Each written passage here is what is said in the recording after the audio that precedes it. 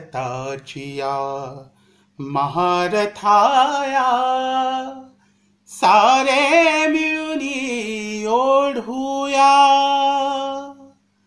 पायी गती अन हाती शक्ती हृदयी भक्ती जोडूया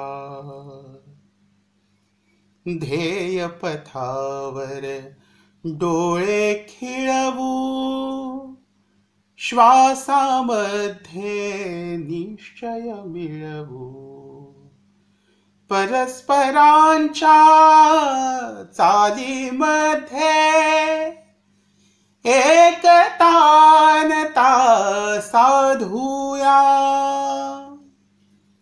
पायी गती अन हाती शक्ती हृदयी भक्ती जोडूया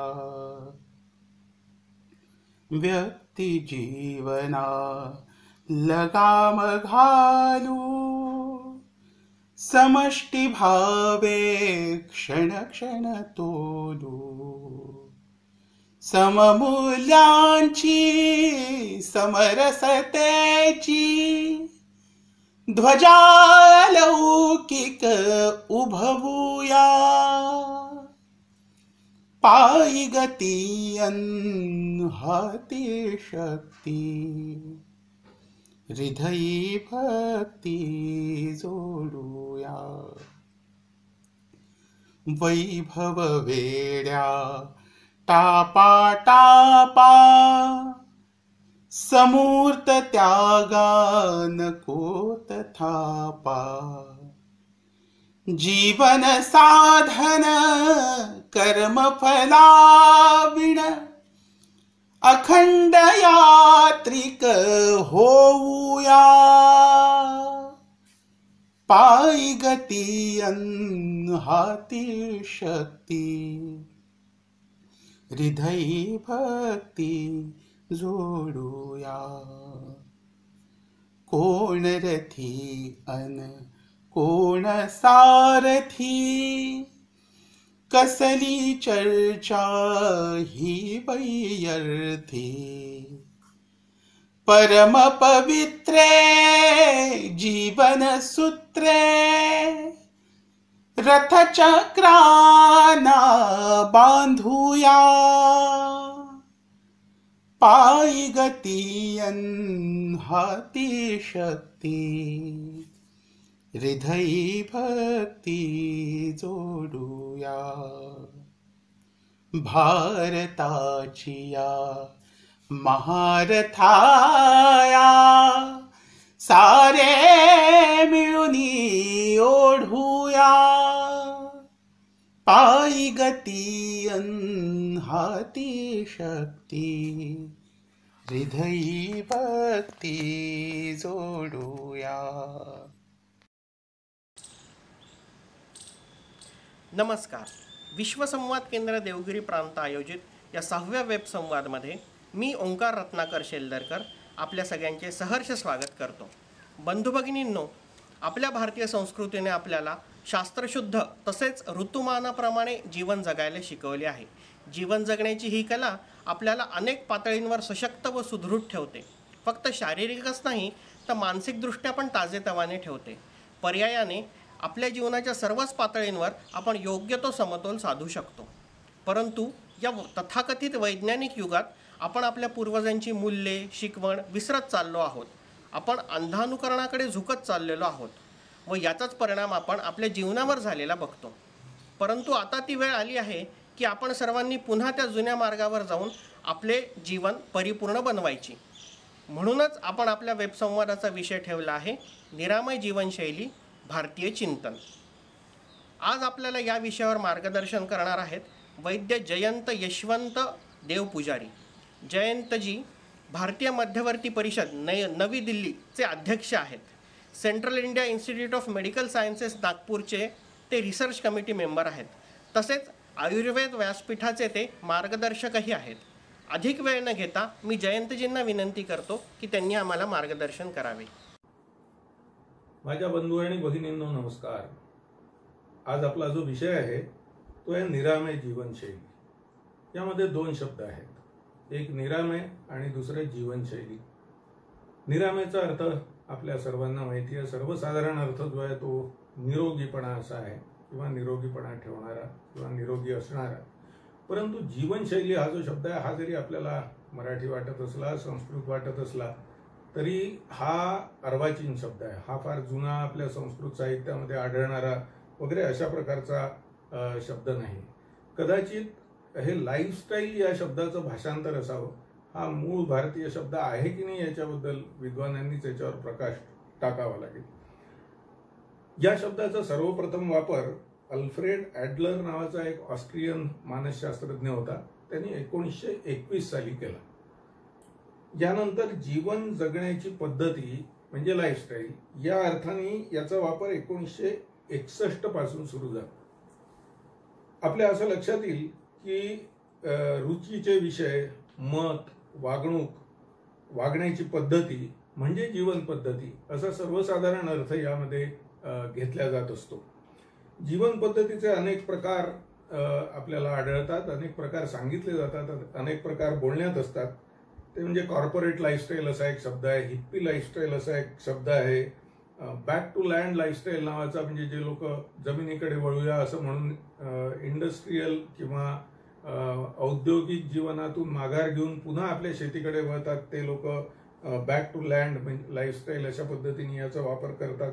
अशा पद्धतीने आपल्याला 10-12 प्रकारे हा लाईफस्टाईल शब्द किंवा जीवन पद्धती हा शब्द आपल्याला वापरलेला आढळतो. हेल्दी लाईफस्टाईल म्हणजे निरामय जीवन पद्धती असं जरी आपण सर्वसाधारणपणे म्हणत असलो तरी आपण याबद्दल WHO काय म्हटलेलं आहे, वर्ल्ड हेल्थ ऑर्गनायझेशननी काय म्हटलेलं आहे हे आपण बघितलं पाहिजे. त्यांनी स्वस्थ जीवनशैलीचे 8 पक्ष किंवा 8 भाग सांगितलेले आहेत. त्याच्यापैकी पहिला भाग भावनिक आहे, दुसरा आहे पर्यावरणीय आहे, तिसरा आर्थिक आहे, चौथा बौद्धिक आहे, पाचवा व्यावसायिक आहे, 6वा शारीरिक आहे, 7वा सामाजिक आहे आणि 8वा जो आहे तो आत्मिक किंवा आध्यात्मिक किंवा स्पिरिच्युअल अशा प्रकारचा भाग आहे.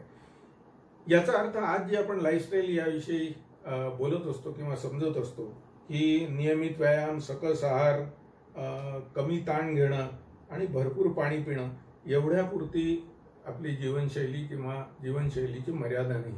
जीवनशैली हा जो शब्द आहे फार मोठ्या ज्याला आपण कॅनव्हास म्हणतो किंवा मोठ्या परिप्रेक्षामध्ये याचा वापर केला जातो आणि या जीवनशैलीवर त्या व्यक्तीची, त्या समाजाची मूल्यव्यवस्था आणि तो जीवन जगत असलेली जीवनशैली याचा फार जवळचा संबंध असतो हे आपण लक्षात घेतलं पाहिजे. आता जीवनशैली म्हणजे आजच्या जीवनशैली संबंधी विचार करताना मला असं वाटते की आपण गेल्या 50 वर्षात काय काय बदललं आपल्या आयुष्यातलं हे आपण बघितलं पाहिजे. 50 वर्ष मी याच्यासाठी घेतो की त्याच्या आधीचे जे दिवस आहेत, म्हणजे 50 वर्ष घेतली की आपण स्वातंत्र्य मिळून आपल्याला 25 वर्ष झाले होते त्याच्यानंतर, आणि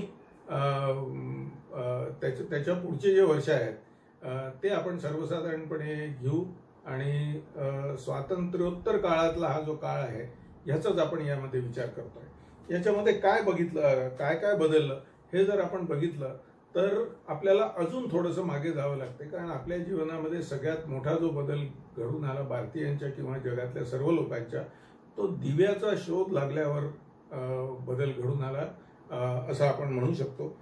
1879 साली सर्वप्रथम विजेच्या दिव्याचा शोध लागला आणि 1899ला कलकत्ता इथे आणि 1906ला बंगलोर इथे आपल्याला आपले दिवे पोहोचले. इलेक्ट्रिसिटीचा जो दिवा आहे तो पोहोचला होता.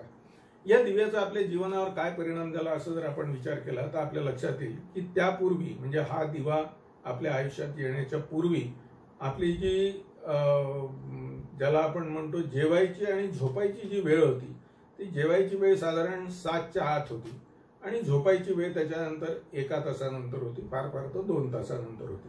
आणि त्यानंतर सर्वसाधारणपणे सर्वत्र अंधार व्हायचा, कारण दिवे जे होते ते विजेचे नव्हते, तेलाचे होते किंवा तुपाचे होते आणि या दिव्याच्या आधारावर फार काळ काही कार्य करत राहणं हे शक्य नव्हतं. परंतु हे जे चित्र आहे हे या विजेच्या दिव्याच्या शोधानंतर फार बदललं आणि आपली जी ज्याला आपण रात्रीचर्या म्हणतो, कारण रात्रीचे जे आपले कामं आहेत हे जवळजवळ 4 तास पुढे सरकले. म्हणजे आज आपण बघतो, आपण रात्री आपण किती वाजेपर्यंत सर्वसाधारण मनुष्य काम करतो. जे रात्रपाळी करतात त्यांचा आपण विचार करू नये, पण सर्वसाधारणपणे आपण बघतो की 10 वाजेपर्यंत 11 वाजेपर्यंत आपलं जे आहे ते दैनंदिन कामकाज सुरू राहते. आणि हा मला वाटते आपल्या आयुष्यावर या विजेच्या दिव्याचा पडलेला सगळ्यात मोठा फरक आहे. दुसरा मोठा फरक जो पडला तो वाहनांच्या वेगाचा पडला. वाहनाचा उपयोग फार प्राचीन काळापासून म्हणजे रथ, बैलगाड्या, घोडे, हत्ती वगैरे इथपासून तर अनेक वाहनांचा प्रयोग मनुष्याने केला. परंतु गेल्या काही वर्षामध्ये म्हणजे ऑटोमेशन सुरुवात होऊन देखील वाहनांचा जो वेग फार मोठ्या प्रमाणावर वाढलेला आहे, त्या गेल्या 1-2 दशकांमध्ये वाढलेला आहे. आणि त्याच्या अनुषंगाने रस्ते तयार झाले, रस्त्याची जडणघडण जास्त चांगल्या पद्धतीने होत राहिली आणि आपला एकंदर जो प्रवासाचा वेळ आहे तो कमी होत गेल्यामुळे आपल्या प्रवासाची लांबी वाढली. त्याच्यामुळे आपल्या आयुष्यावर दुसरा मोठा परिणाम करणारी घटना ही आपल्या वाहनांचा वेग हे आपण लक्षात घेतलं पाहिजे, ज्याचा परिणाम आपल्या सर्वसाधारण जीवनशैलीवर झाला. याचं मी एक उदाहरण सांगतो की वाहनाचा शोध कशासाठी लागला मित्रांनो. वाहनाचा शोध लागला एका ठिकाणून दुसऱ्या ठिकाणी जाणं सुखकर व्हावं याच्यासाठी. त्याच्यामध्ये आपल्याला त्रास होऊ नये आणि थोडा वेळ वाचावा एवढा त्याच्या मागचा उद्देश होता. आणि आज वाहनांचा मुख्य उपयोग काय आहे? आज वाहनांचा मुख्य उपयोग तरुण विद्यार्थ्यांसाठी वेग दाखवणे हा त्याच्यातला महत्वाचा भाग आहे. आणि जे मध्यमवर्गीय नोकरदार आणि किंवा व्यावसायिक आहे त्यांच्या दृष्टीने याचा उपयोग आपलं स्टेटस दाखवणे आहे. मूळ ज्यावेळी वाहनाचा शोध लागला त्यावेळी या दोन्ही गोष्टी नव्हत्या. आणि या नवीन गोष्टी आपली जीवन पद्धती म्हणून आपल्या जीवन पद्धतीमध्ये आपल्या विचारांमध्ये कशा शिरल्या हे आपल्याला कळलंच नाही. त्यानंतर टीव्ही आणि मोबाईल आले आणि आपल्या डोळ्यांवरचा आणि मानेवरचा ताण फार मोठ्या प्रमाणावर वाढला आणि एक दृकश्राव्य माध्यम याचा मोठ्या प्रमाणावर उपयोग सुरू झाला. त्याआधी श्राव्य माध्यमांचा उपयोग निश्चितच होता. रेडिओचा उपयोग फार आधीपासून सुरू झाला. परंतु ह्या दृकश्राव्य माध्यमाच्या एकंदर बदलामुळे आपल्या आयुष्यावर फार मोठा परिणाम झाला. आपण ज्याला म्हणतो सिनेमाचा शोध लागून देखील बरेच दिवस झाले. परंतु हा स्क्रीन, हा पडदा जेव्हा आपल्या घरात आला आणि काही दिवसांनी आपल्या खिशात आला, यांनी आपल्या दैनंदिन आयुष्यावर, आपल्या जीवन पद्धतीवर किती परिणाम झालेला आहे हे एकदा आपण स्वतःच विचार करून पहा, म्हणजे ही गोष्ट आपल्याला अधिकाधिक स्पष्ट होईल. याच्या बरोबरीने इंटरनेटचा देखील शोध लागला. इंटरनेटचा शोधाची जी जन्मकथा आहे ती फार वेगळी आहे आणि मुख्यतः लष्करी उपयोगासाठी त्याचा सर्वात पहिल्यांदा उपयोग करण्यात आला. परंतु त्याच्यानंतर या इंटरनेटनी जे सर्व जगभर आपलं जाळं पसरवलं आणि त्यानंतर याचा वेग जो वाढत गेला त्यांनी एक फार मोठा परिणाम झाला की आपल्याकडे ज्याला आपण माहितीचा धबधबा म्हणतो, या माहितीचा धबधबा आपल्याला उपलब्ध झाला. आणि गेल्या आपण 10 वर्षांमध्ये आपण बघतोय की या माहितीच्या धबधब्याचे इतके वेगवेगळे परिणाम आपल्याला दिसून राहिले की आजकाल काही अडचण, कोणालाही काही माहिती जर हवी असेल तो ताबडतोब गुगल अंकलला विचारतो आणि तो गुगल अंकल त्याला त्याच्याजवळच्या संकलित माहितीतून उत्तर देतो. परंतु हे करत असताना आणि या माहितीच्या युगामध्ये आपण वावरत असताना एक गोष्ट आपल्या लक्षात आली असेल की त्याच्या आधी ज्याला आपण विवेकावर आधारित जे आपलं जीवन होतं, शहाणपणावर आधारित जे आपलं जीवन होतं, जे मोठे व्यक्ती होते, अनुभवी व्यक्ती होते, त्यांच्या अनुभवाचा उपयोग घेऊन पुढची पिढी जी चालत होती, त्याऐवजी आता पुढच्या पिढीकडे आधीच्या पिढीपेक्षा माहिती जास्त प्रचंड आहे. त्यामुळे आपलं जे जीवन आहे हे आपलं एका दृष्टीने माहितीवर आधारित झालं. हे शहाणपणावर जे आधारित होतं तिथून आपण माहितीवर आधारित जीवनाकडे वळलो आणि त्याचे अनेक परिणाम देखील आपल्या जीवन पद्धतीवर झाले.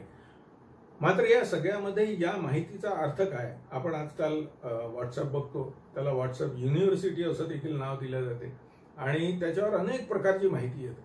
त्याच्यामध्ये काही माहिती खरी असते, काही माहिती खोटी असते. आणि एक मजेदार प्रकार आपल्या सर्वांच्याच लक्षात आला असेल की ज्याला सुडो सायंटिफिक इन्फॉर्मेशन म्हणतात, अशा प्रकारची माहिती. म्हणजे पूर्वी जसं धर्मावर आधारित सर्व गोष्टी होत्या तशा आता सायन्सवर किंवा विज्ञानावर आधारित आहे. आणि वैज्ञानिकतेचा मुखवटा घालून आलेली खोटी माहिती, असं या सुडो सायंटिफिक इन्फॉर्मेशनचं वर्णन आपल्याला करता येईल. आणि ही जी खोटी माहिती आहे ही मोठ्या प्रमाणावर त्या आपलं व्हॉट्सअपच्या माध्यमातून आपल्यापर्यंत पोहोचत असते. काही लोकांना त्याचा शोध लागतो किंवा काही दिवसांनी शोध लागतो की अरे हे तर खोटं होतं, ही सुडो सायंटिफिक इन्फॉर्मेशन होती.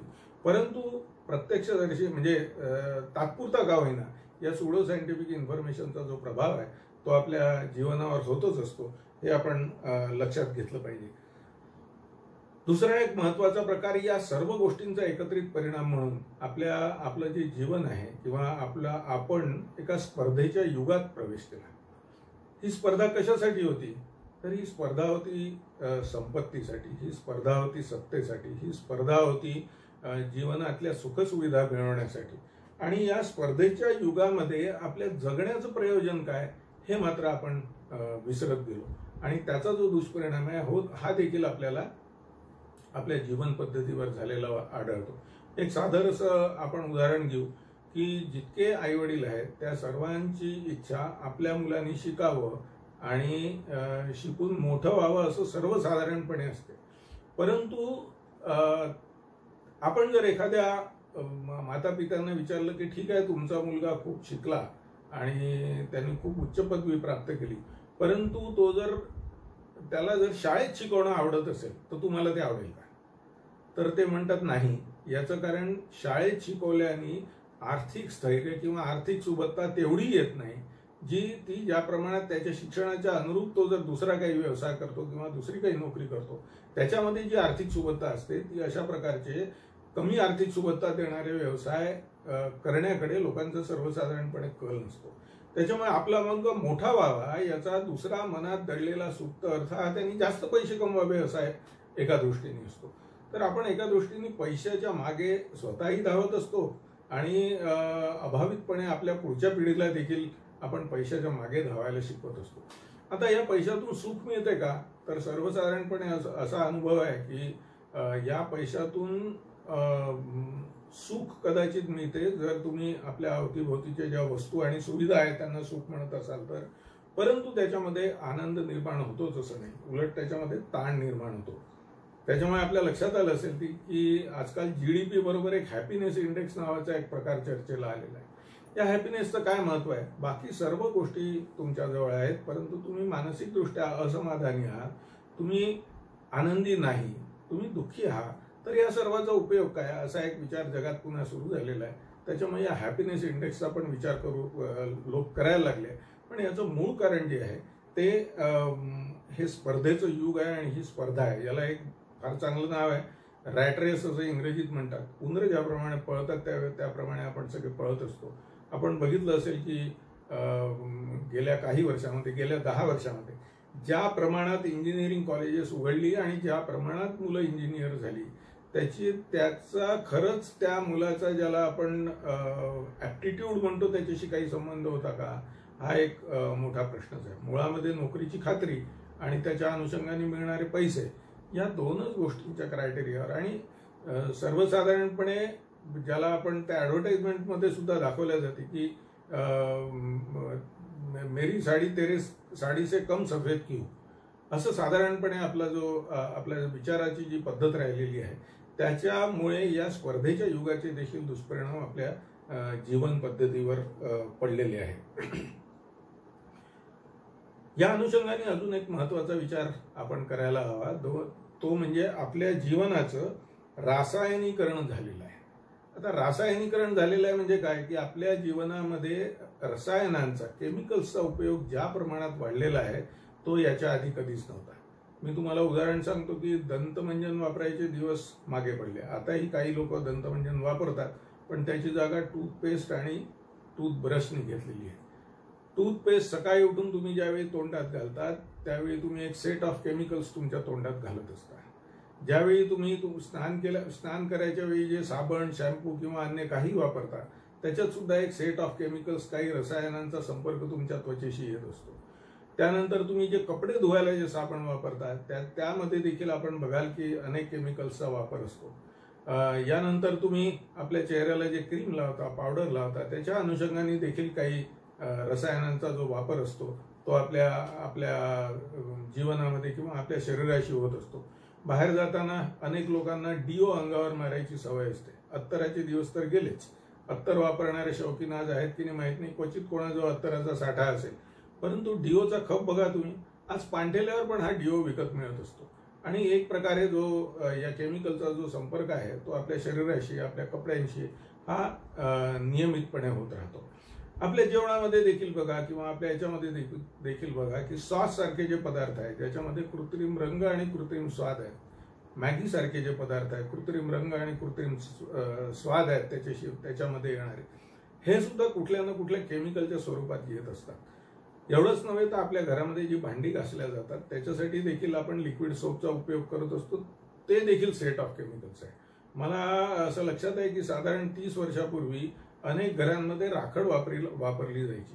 मग असं म्हटलं गेलं की वृक्ष जाळल्यामुळे आणि त्याच्यामुळे राख निर्माण होते, त्याच्यामुळे वृक्षाची तोड आणि वृक्षाचं जाळणं हे बंद केलं तर पर्यावरणाचं रक्षण होईल. आणि त्याच्या अनुषंगाने या सर्व ज्याला काय म्हणतो आपण भांडे धुवायचे जितके काही साबण आहेत आणि जितके काही लिक्विड सोप आहेत याचा आपल्या घरामध्ये शिरकाव झाला आणि त्यांनी आजकाल आता चांगलं स्थान मांडून बसलेलं आहे. याच्यामध्ये अजून एक विचित्र प्रकार घडला जो आपल्याला स्वाभाविक वाटला, तो म्हणजे सर्व साबणं हे यांचा उपयोग हा आपलं शरीर स्वच्छ करणं एवढ्यापुरता नसून आपल्या शरीरावरचे सगळे जीवाणू मारून टाकणं हे आहे. असं म्हणून आपण ज्या आपल्या ॲडव्हर्टाइजमेंट बघतो अनेक साबणांच्या, त्याच्यामध्ये ते साबण शरीराला कसं जीवाणूरहित करते असं मोठ्या अभिमानाने सांगितलं असते. मित्रांनो, मला फार आश्चर्य वाटते की हे सगळेच्या सगळे जीवाणू आपले शत्रू आहेत हे कोणी ठरवलं? हे सगळेच्या सगळे जीवाणू आहेत हे आपल्याला घातक आहेत हे कोणी ठरवलं? जसे काही घातक जीवाणू आहेत तसे आपल्या जीवनामध्ये आपल्याला साथ देणारे काही चांगले देखील जीवाणू आहेत आणि आपल्या त्वचेचं स्वास्थ्य टिकवण्यामध्ये त्याचा अनेक प्रकारे वाटा असतो. आपल्या घामाला येणाऱ्या वासामध्ये त्यांचा वाटा असतो. आपल्या शरीरातल्या प्रत्येक घटकांमध्ये, आपल्या पाचनक्रियेमध्ये देखील त्यांचा वाटा असतो. आणि एवढंच नव्हे तर यांच्या संपर्कामुळे आपल्या शरीरामध्ये अनेक रोगांविषयीची प्रतिकार क्षमता जी आहे ती स्वाभाविकपणे निर्माण होत असते. हा त्यांच्या संपर्काचा उपयोग असतो. मग असं असताना आपण सर्व आपल्या शरीराशी संबंधित किटाणू मारून टाकावे हे सुद्धा बदललेल्या जीवनशैलीचं लक्षण नाही का?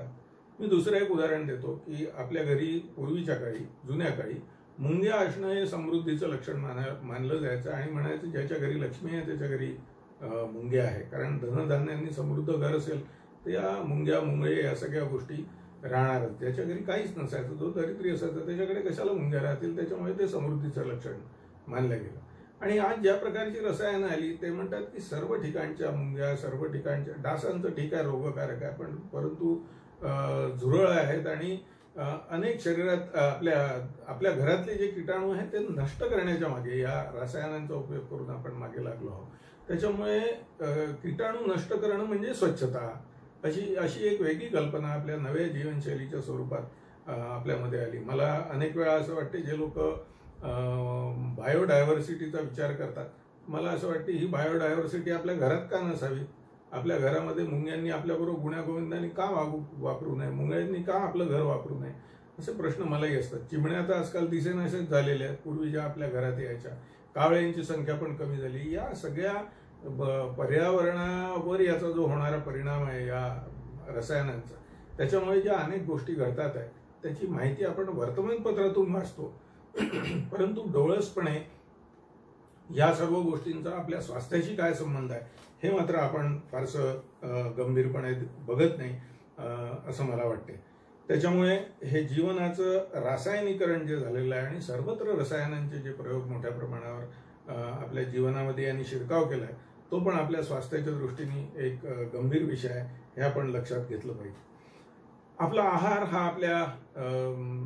आपल्या जीवन पद्धतीचा महत्त्वाचा घटक असतो. डायटेटिक्स हा शब्द आपण अनेकांनी ऐकला असेल, वाचला असेल. मजेची गोष्ट अशी की हा शब्द डायटिया नावाच्या एका ग्रीक शब्दापासून बनलेला आहे आणि त्या डायटिया शब्दाचा अर्थ जीवन पद्धती असा आहे. म्हणजे आपला आहार जो आहे हा सगळ्या आपल्या जीवन पद्धतीशी जोडलेला सगळ्यात महत्त्वाचा घटक आहे. पूर्वी आपलं जे भोजन होतं ते पूर्ण ब्रह्म होतं. हे आपण सर्वजण रोज म्हणायचो, अन्न हे पूर्ण ब्रह्म. त्याच्यानंतर अर्धब्रह्म झालं, मग पाव ब्रह्म झालं, आणि आता आपल्या जे रोजच्या आहारातून ते ब्रह्मत्व जे आहे त्या आहाराचं हे जवळजवळ समाप्त झालेलं आहे, हे आपल्या लक्षात येईल. एकंदरीत काय की जेवणाकडे किंवा भोजनाकडे बघण्याचा आपला जो दृष्टिकोन आहे हा मोठ्या प्रमाणावर बदलल्यामुळे या सर्व गोष्टी, या गोष्टींची आपण उपेक्षा सुरू केल्यामुळे अन्नाची प्रार्थना करणं, आपण ठेल्यावर उभं राहू, कुठे ते पाणीपुरी खाताना आपण अन्नाची प्रार्थना करणार आहोत, शक्यच नाही. याचं कारण असं आहे की आपण त्याच्यासाठी लावलेले आपल्या मागचे जे नीती नियम होते ते सगळे आपण हळूहळू सोडून दिले, आणि त्याच्यामुळे हा जो आहार आहे हा आता आपल्या ज्याला आपण जिव्हा लावले म्हणतो, म्हणजे जिभेचे चोचले पुरवण्याचा भाग झालेला आहे. आणि आपलं जेवण जे पूर्वी यज्ञकर्म होतं ते जाऊन आता पोट भरण्याचं आणि अतिरिक्त प्रमाणात पोट भरण्याचं साधन झालेलं आहे. एवढंच आपल्याला या अनुषंगाने आपल्या लक्षात येईल. आपण आहाराचे नियम बघा, आपल्या जेवणाच्या वेळा त्यांनी सांगितल्या होत्या. एकदा सकाळी जेवा, एकदा संध्याकाळी जेवा, संध्याकाळी सुद्धा लवकर जेवा. सकाळचं जेवण म्हणजे सकाळचा नाश्ता जो आहे तो राजासारखा करा, दुपारचं जेवण हे जे आहे सामान्य माणसासारखं करा, आणि रात्रीचं आपलं जेवण हे भिकाऱ्यासारखं करा, असं आपले पूर्वज आपल्याला सांगून गेले. ते आपण पालन करतो का? आज उलट आहे. आज आपण नाश्ता सगळ्यात कमी करतो, दुपारचं जेवण थोडंफार करतो, आणि मग रात्री मस्त उशिरा जेवतो आणि त्या तुडुंब भरलेल्या पोटाने झोपतो. मग त्याचा तुमच्या आयुष्यावर परिणाम होणार की नाही होणार? निश्चितपणे होणार. पूर्वी आपल्या घरी गोड हे फक्त सणासुदीला व्हायचं. साखर मला आठवते पूर्वी कुलपात ठेवली जायची. परंतु आज काय? आज उन्हाळ्यासाठी, पूर्वी उन्हाळ्यासाठी असलेलं आईस्क्रीम हे आज नेहमीसाठी उपलब्ध झालेलं आहे. आता उपलब्धतेबद्दल मला काही म्हणायचं नाही. ज्या पद्धतीने तंत्रज्ञान वाढलं, ज्या पद्धतीने विज्ञान वाढलं, ज्या पद्धतीने आपली लोकसंख्या वाढली, त्या पद्धतीने हे खाद्यपदार्थ देखील वाढले. परंतु हा आपला प्रश्न आहे की आपण त्याचा उपयोग किती करायचा, किती प्रमाणात करायचा आणि कसा करायचा. आयुर्वेदामध्ये विरुद्ध आहार नावाची एक कल्पना आहे, आणि त्याच्यामध्ये त्यांनी एकमेकाच्या विरुद्ध गोष्टी ज्या कोणत्या कोणत्या आहेत या त्यांनी त्याचं फार चांगलं वर्णन केलेलं आहे. त्याच्यामध्ये एक गोष्ट त्यांनी सांगितली की जे सायट्रस फूड असतात, म्हणजे फळं आहेत, ते दुधाबरोबर मिसळून खाऊ नये. हे सर्वांना माहिती आहे. परंतु आज आपण बघतो जे फ्रूट सलाड जे बनते आज आपल्या घरी, त्याच्यामध्ये किंवा केळाचं शिकरण बनते, त्याच्यामध्ये दूध भरपूर मोठ्या प्रमाणात टाकलं जाते. आणि मजेची गोष्ट अशी की मी हे ज्याला आपण आज फ्रूट सॅलड म्हणतो, हा जो पदार्थ आहे हा सगळ्यात पहिले कोणी कोणासाठी बनवला किंवा कोणी बनवला याचा जर आपण मागोवा घेतला तर मला एक मजेदार माहिती कळाली की हा जो पदार्थ आहे हा सर्वात पहिले भीमानी कृष्णासाठी बनवला होता. आणि कारण भीम हा मोठा पाकशास्त्री होता, चांगला कुक होता, आणि त्यांनी हे सगळ्यात पहिले श्रीकृष्णासाठी बनवलं होतं. परंतु त्याही वेळी त्यांनी याच्यामध्ये दूध नव्हतं टाकलं, त्यांनी त्यावेळी त्याच्यामध्ये दही टाकलं होतं. त्याचं नाव शिखरिणी. त्याचा अपभ्रंश होऊन आणि केळ त्याच्यात कसं आलं कोण जाणे. ते केळाचं शिकरण आपण इतक्या मोठ्या प्रमाणात खात असतो, दर आठवड्याला काही काही लोक तर दररोज ते केळाचं शिकरण खात असतात. आणि आयुर्वेदाच्या दृष्टीने जो विरुद्ध आहार आहे त्याचा आपण नियमितपणे सेवन करत असतो, जो आपल्या आरोग्याला घातक आहे. तर आहाराचे जे नियम आहे ते आपण सोडले. आपला जर आहार एका ज्याला आपण मोठ्या परिप्रेक्ष्यामध्ये जर आपण बघितलं तर हा स्लो फूड आहे. म्हणजे आता सध्याचा जो जमाना आहे तो फास्ट फूडचा आहे. फास्ट फूड म्हणजे ज्याला शिजायला कमी वेळ लागतो किंवा जे पटकन तयार होते. कारण जी जीवनशैली आहे ती आपली अतिशय गतिमान झाली असल्यामुळे लोकांना जेवायला पण वेळ नाही. खरं म्हणजे आपलं पूर्ण आयुष्य ते त्या पोटाभोवती फिरत असते. मला अनेक वेळा असा प्रश्न पडतो की जर आपल्याला पोटच नसतं तर आपण काय केलं असतं. तर आपल्या अनेक लोकांनी नोकरी केलीच नसते पोट नसतं तर. यांनी आपल्या आवडीचे उद्योग केले असते, त्यांनी आपले छंद जपले असते, त्यांनी काही सेवा कार्य केली असते, किंवा ज्याला जे आवडते काही कलोपासना केली असते. हे आपलं सगळं जे जगणं जे आहे ना हे त्या पोटाच्या भोवती आपलं फिरत असतं. आणि त्या पोटाचा आज आपण विचारच करत नाही. आयुर्वेदामध्ये फार चांगलं म्हटलं आहे की सकाळी उठल्यावर काय करावं. त्यांनी म्हटलं आहे सकाळी एक तर ब्राह्ममुहूर्तावर उठावं, जे आज शक्य नाही, पण ते केल्यावर काय करावं तर जीर्ण निरूपयन, म्हणजे आपलं अन्न पचलं आहे की नाही हे आपण आपल्या पोटाला विचारलं पाहिजे. पण सगळ्यात पहिले उठल्यावर आपलं पहिलं काम हे असलं पाहिजे की अरे वा पोटा माझ्या, तू काल जे खाल्लंस ते तू पचवलं का, की अजून तुला काही वेळ लागणार आहे यासाठी. ही माहिती घेतल्यावरच पुढचं जी दिनचर्या आहे सुरू करावी असं आयुर्वेदाला अपेक्षित आहे. पण ते आज आपण करतो का? नाही करत. आपण उठल्यापासून ढेकर देतो, उठल्यापासून काही काही खायला सुरुवात करतो, मग त्याच्यावरच ब्रेकफास्ट देतो. मग आपलं स्वास्थ्य चांगलं राहायला पाहिजे याच्यासाठी जे प्रयत्न करायला पाहिजे मुळामध्ये ते आपण करत नाही. याचं कारण आपली याकडे बघायची जी दृष्टी आहे ती बदलत चाललेली आहे. हा याच्यातला सगळ्यात मोठा प्रॉब्लेम आहे किंवा सगळ्यात मोठा आपली अडचण आहे त्याच्यातली. जेवायचं प्रमाण किती असावं त्याच्याबद्दल आपल्या याच्यात नियम सांगितलेला आहे की हा नियम तर सर्वत्र आहे, म्हणजे आयुर्वेदात तर आहेतच, परंतु आपल्या घरचे जे मोठे लोक असतात त्यांच्या बोलण्यात पण हा असतो की आपल्या पोटाचे 4 भाग करा, त्याच्यातला अर्धा भाग जो आहे ते अन्न त्याच्यामध्ये भरा, उरलेल्या अर्धा भागातला अर्धा भाग म्हणजे पाव भाग हे त्याच्यामध्ये पाणी भरा आणि जो पाव भाग उरलेला आहे तो हवेसाठी मोकळा ठेवा. हे बिलकुल जी साधी ढोबळ मानाने जे त्यांनी एक याचा नियम घालून दिलेला आहे, हा कदाचित काही लोकांना शास्त्रीय परिभाषेत बरोबर आहे असं वाटत नसेल, कारण त्याचं मोजमाप नाही आहे. कारण हे प्रत्येकाचं ठरवायचं आहे की मी किती खाऊ शकतो आणि त्याच्या किती प्रमाणात मी खाल्लं पाहिजे. तर त्याच्या अर्धच आपण खावं, त्याच्यावर पाणी प्यावं आणि काही थोडासा जो भाग आहे पोटाचा हा रिकामा ठेवावा, हे याच्यातनं अपेक्षित आहे. तर हे आज आपण पाळतो का? हे आपण पाळत नाही. आपण प्रत्येक वेळा पोट तुडुंब भरेपर्यंत जेवत असतो आणि ते जेवल्यानंतर काय करायला पाहिजे याचे जे नियम सांगितलेले आहेत ते देखील आपण पाळत नाही आणि या जेवणाने मग आपल्याला स्वास्थ्य लाभावं अशी आपण अपेक्षा करतो. त्याच्यामुळे हे जे जेवायचे नियम आहेत हे जोपर्यंत आपण पाळत नाही, हे गोड खाण्याचे नियम आपण पाळत नाही, हे फास्ट फूडचे नियम आपण पाळत नाही, जोपर्यंत आपल्या जीवनामध्ये स्लो फूड हा आपल्या जीवनाचा अविभाज्य अंग आपण जोपर्यंत बनवत नाही तोपर्यंत आपलं स्वास्थ्य जे आहे हे चांगलं राहील याची अपेक्षा करणं चूक आहे. कारण हे जे भोजन आहे हा आपल्या जीवनशैलीचा अतिशय महत्त्वाचा भाग आहे. व्यायाम हा देखील आपल्या अतिशय महत्त्वाचा भाग आहे आणि व्यायाम हा कशासाठी करायचा? तर व्यायाम हा सर्वसाधारणपणे आपलं स्वास्थ्य चांगलं राहण्यासाठी करावा, याच्याबद्दल काही दुमत नाही. परंतु आजची पिढी व्यायाम कशाला करते?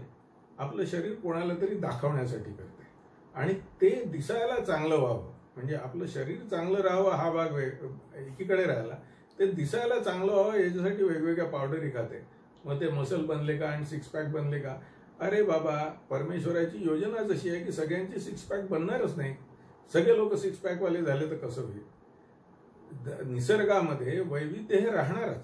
त्याच्यामुळे एकाच वयाचे सर्व लोक जरी घेतले तरी त्यांच्यामध्ये काही गोष्टी त्यांच्या कुळाकडनं आलेल्या असतात, काही आईकडनं आलेल्या असतात, काही वडिलांकडनं आलेले असतात, काही वातावरणामुळे निर्माण झालेल्या असतात. अशा अनेक गोष्टी असतात की ज्याचा प्रभाव तुमच्या एकंदर याच्यावर पडत असतो आणि मग सगळी पिढी जर दुसऱ्याला दाखवण्यासाठी 6 पॅकच्या मागे जर लागत असेल तर त्याचा देखील निश्चित दुष्परिणाम आपल्या शरीरावर होईल, आपल्या जीवन पद्धतीवर होईल. त्याच्यामुळे व्यायाम हा जरी आपल्या जीवन पद्धतीचा आवश्यक घटक असला तरी तो किती असावा याचा एक छोटासा नियम पुन्हा आयुर्वेदाने सांगितलेला आहे आणि तो फार मजेदार आहे. त्यांनी म्हटलं अर्धशक्ती व्यायाम करावा. म्हणजे सोपं आहे की तुम्ही जर 100 दंडबैठका मारत असाल तर तुमचा व्यायामाचा डोस, व्यायामाची मात्रा ही 50 दंडबैठका आहे. तुम्ही जर 100 किलो वजन उचलू शकत असाल तर तुमची व्यायामाची मात्रा ही 50 किलो वजन आहे. या व्यायामाकडे बघायचं दृष्टिकोनाची गंमत बघा. आपल्या इकडे व्यायामाचा सगळ्यात जास्त चर्चेला गेलेला जो प्रकार आहे तो सूर्यनमस्कार आहे आणि त्याच्याकडे व्यायामाकडे बघण्याची दृष्टी कशी आहे? तो शरीरासाठी तर चांगलाच आहे, परंतु ती सूर्यदेवाची उपासना पण आहे. म्हणजे ही जी तो सूर्यनमस्कार घालणारी जी व्यक्ती आहे तो जो काही व्यायाम करतोय त्याच्यामध्ये 2 उद्देश आहे.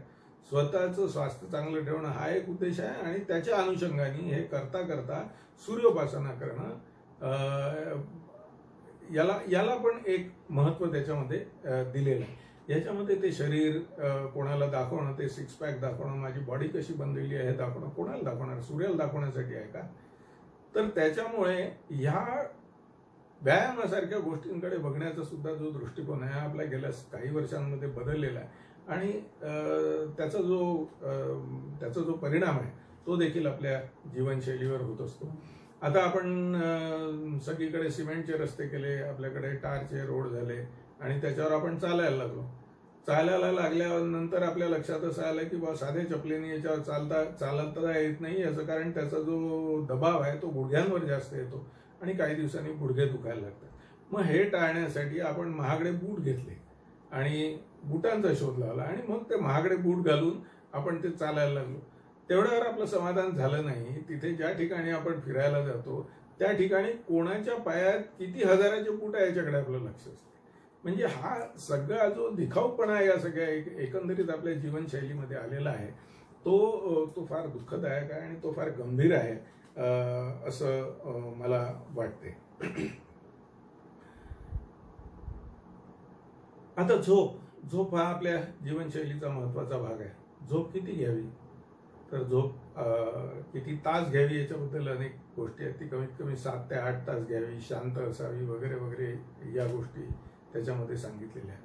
परंतु ती केव्हा घ्यावी याचा एक साधा नियम आहे की आपलं जे शरीर आहे हे निसर्गाचा एक भाग आहे. ते निसर्गाशी जोडलेलं आहे. त्याच्यामुळे आपल्या शरीरामध्ये एक घड्याळ चालत असते. त्याला इंग्रजीत बायोलॉजिकल क्लॉक म्हणतात.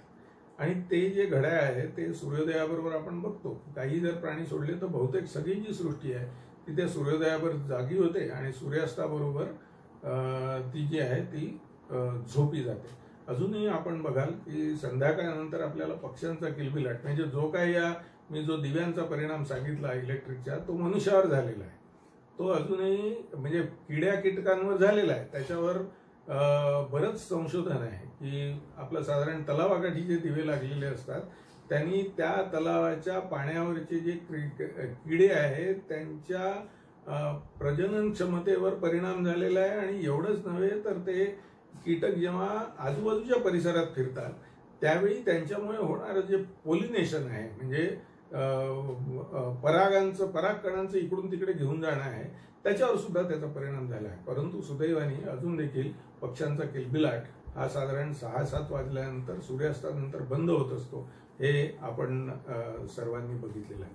तर मित्रांनो याचा मूळ उद्देश असा आहे की ही जी काही जीवनशैली हा जो शब्द आपण वापरत असतो वारंवार वापरत असतो ह्याचा मुख्य संबंध आपल्या विचार करायच्या पद्धती मध्ये आहे.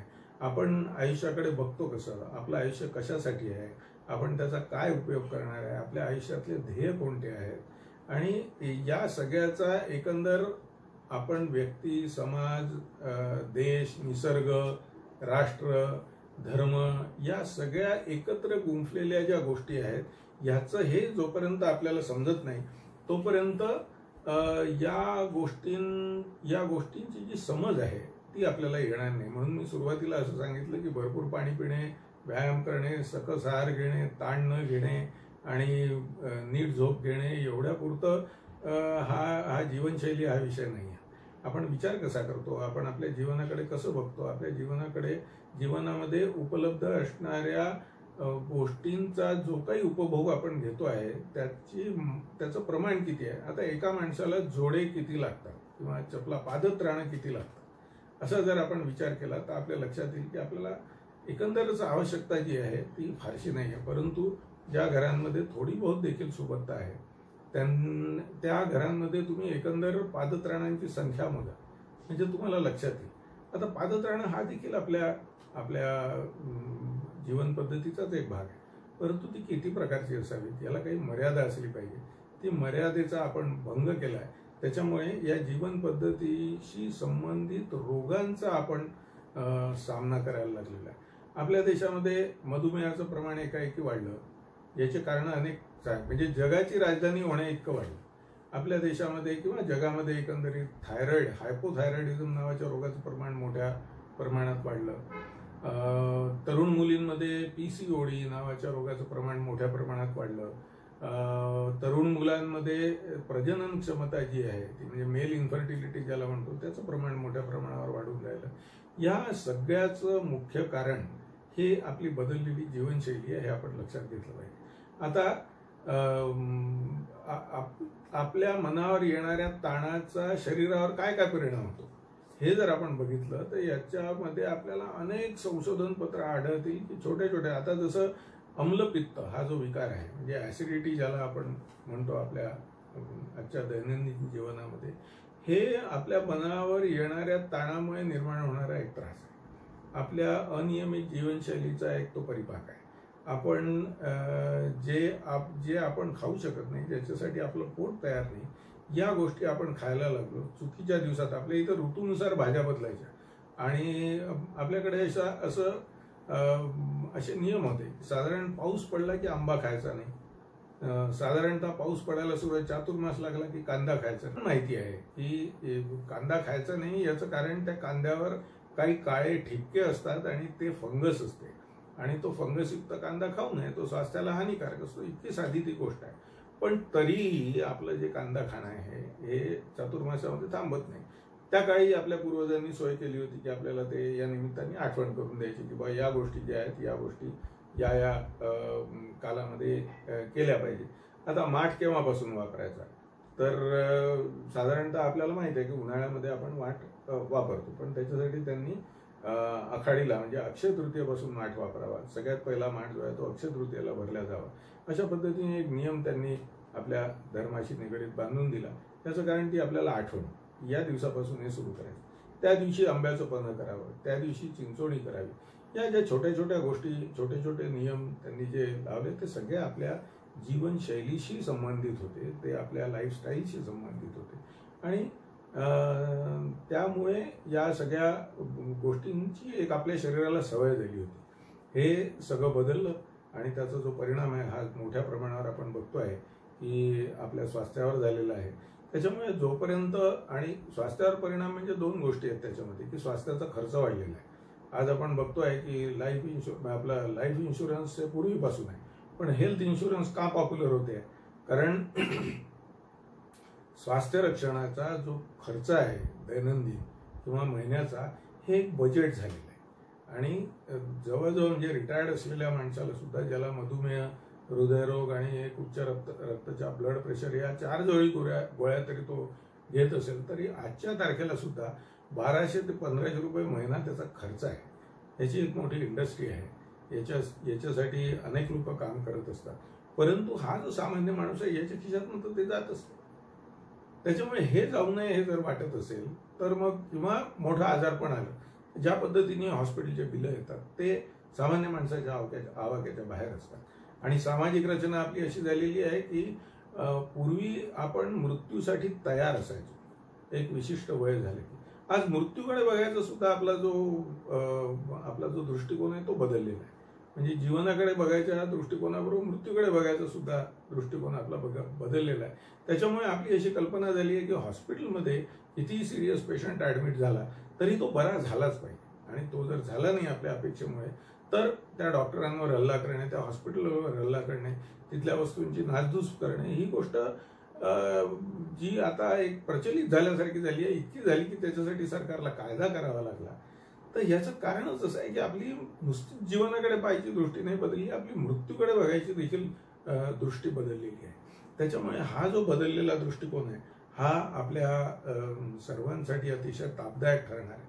त्याच्यामुळे निरामय जीवनशैली जर आपल्याला अंगीकारायची असेल तर पहिला बदल आपल्या विचारांमध्ये केला पाहिजे. कारण जोपर्यंत आपल्या विचारांमध्ये बदल होत नाही, जोपर्यंत आपण स्वतः कन्व्हिन्स होत नाही, आपण त्या गोष्टी स्वतः करत नाही, तोपर्यंत ते पुढच्या पिढीपर्यंत पोहोचणार नाही. म्हणजे ज्यांना ज्यांना हे पुढच्या पिढीला पोहोचवायचं आहे त्यांनी ते स्वतः अंगीकारलं पाहिजे. त्याच्यात एक मजेदार एक रिसर्चमध्ये वाचण्यात आला होता. त्यांनी असं म्हटलं होतं की जी महिला स्वतः व्यायाम करते तिच्या मुलांमध्ये ती जीवनशैली म्हणजे व्यायामाची जीवनशैली अंगीकारण्याचं प्रमाण बाकीच्या मुलांपेक्षा 27% जास्त असते. म्हणजे त्या स्त्रीची जी मुलं असतात ती 27% जास्त शक्यता असते की ते स्वतः देखील व्यायामाला, त्यांचं शरीर ज्याप्रमाणे तयार होते, ज्या वयात ते येतात त्यावेळी ते व्यायाम स्वतः सुरू करतात. आता हे कसं झालं, हे आईकडे पाहून झालं, हे वडिलांकडे पाहून झालं. आपली आहाराची जी शैली आहे तिचा देखील आपण विचार केला पाहिजे. आपल्या झोपेची पद्धती, आपल्या घरातले दिवे निश्चित किती वाजता बंद होणार याचं एक ज्याला आपण काय म्हणतो त्याला एक निश्चित टाइम टेबल हे आपण स्वतः तयार केलं पाहिजे आणि ते अवलंबलं पाहिजे.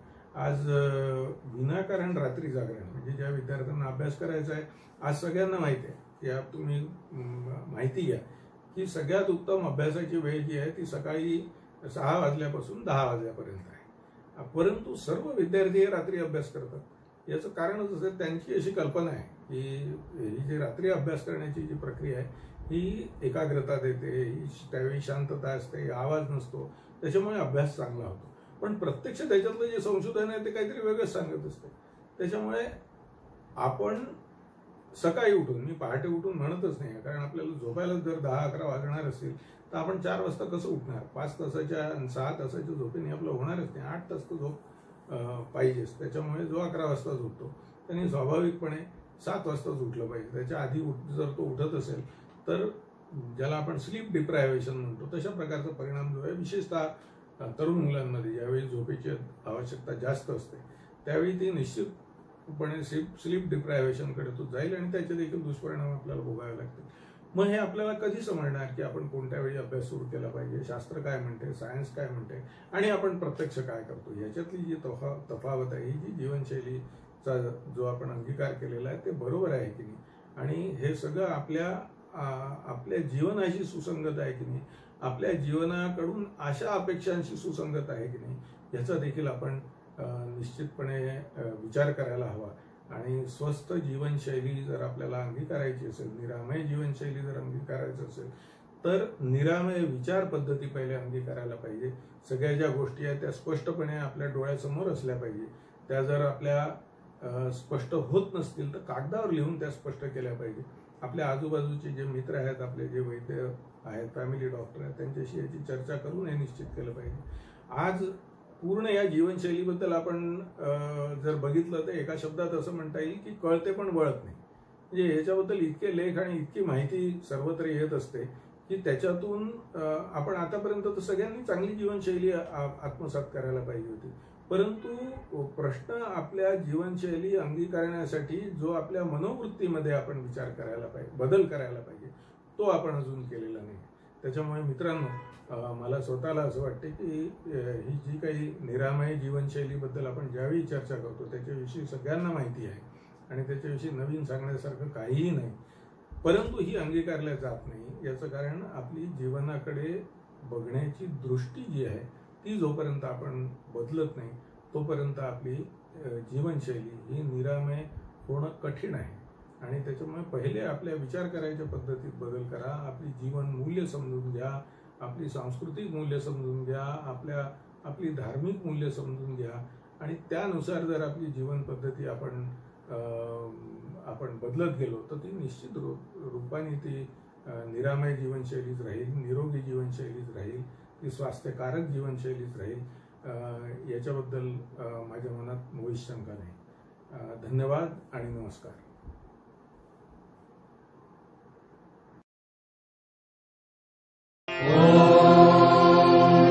सर्वे भवन्तु सुखिनः, सर्वे सन्तु निरामयाः, सर्वे भद्राणि पश्यन्तु, मा कश्चित् दुःखभाग् भवेत्.